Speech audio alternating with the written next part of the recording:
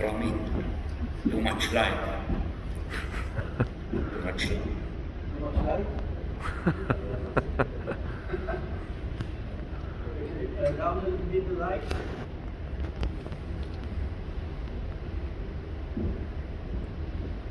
Good day, and first of all, I'd like to thank Rami Frati, the government of Dubai, and of course, Cybertech.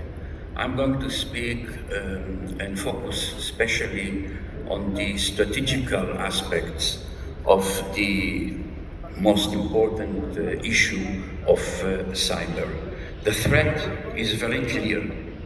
It's a slippery, evasive, agile threat, most destructive force which can damage sensitive state infrastructure and private sector.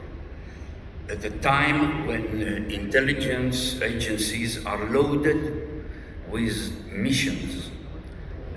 Now, the epidemics add a threat which has its effect, a strong effect on national security, and as such, intelligence agencies are having one more most important mission that need more budget and have to have the most talented manpower. This talented manpower which is needed also vis-à-vis other important missions. Unfortunately, like in terror and crime, the enemy here is always, or the bad guys, which we call black hats, are one step ahead of us. It is in the cyber issue, it is in terror, it is in crime, and it forces us to be much more ready, resilient, and with a very strong sense of imagination. As a matter of fact, cyber intelligence means, first of all, to expose intention and perpetrators, to know their modus operandi, their abilities of attacking,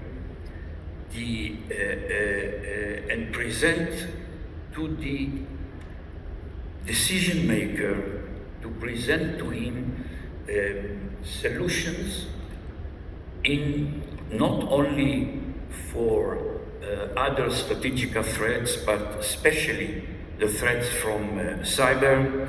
They have to present to him ways of how to respond and a lot of solution, and to deter and supply indicative signs of coming attack or attacks. This means that analysts must, in the past attacks, they have to study very, very deeply past attacks in order to be able to identify the first steps of the process, because a cyber attack is a process. It's not only one click on a laptop or any other device. You can have the ability to identify the first steps of the process of attack and raise the red flag. I think that the issue of trying to identify the coming attack can be done today. It's a process, and we are the first steps, but we already have today some technologies which will be able to raise the red flag and tell us that attack is coming. I know at least the company which I am in the board of, this company which called White Hat. They have the methodology that they are able to raise the red flag the moment they will identify that the process of an attack is starting.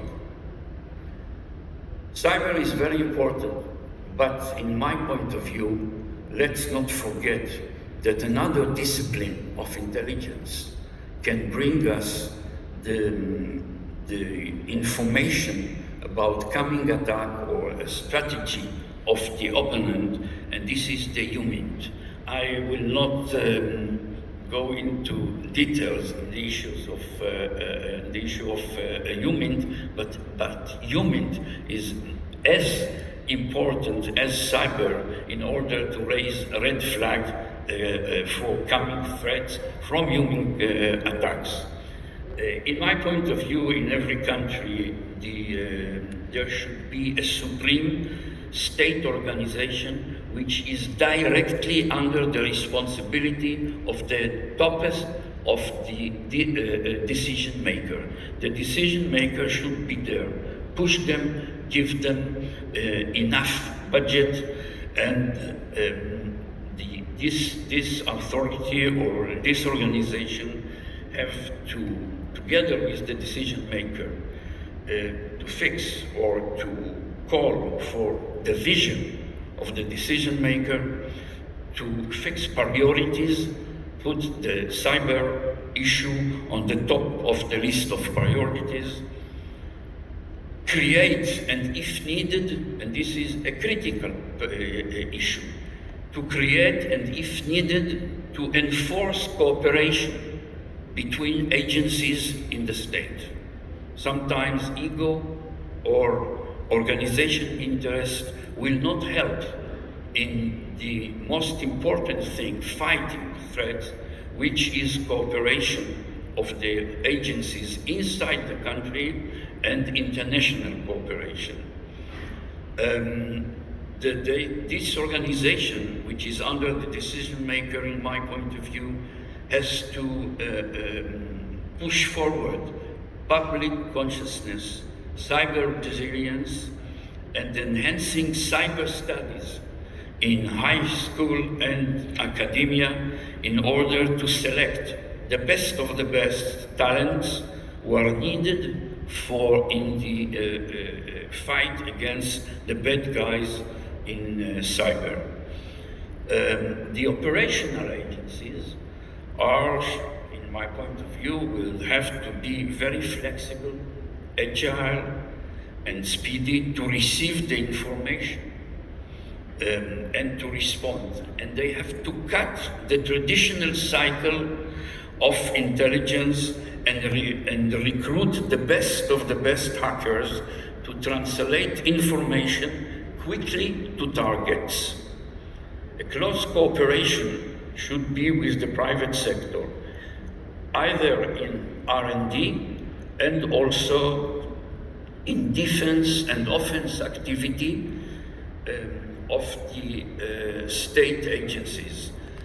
But in defense, they have to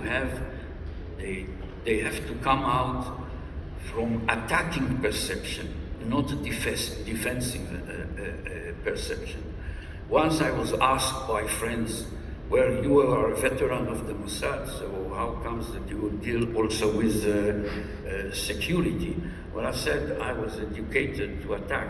When you attack, you know the weakest links. So the moment I know the weakest links, I know how to cover them. So this is why I think that the attacking perception should be the basis for defensive point of view. Some challenges, and I'll do it very quickly because Rami Efrati here is my sergeant major, so I have to do it quickly.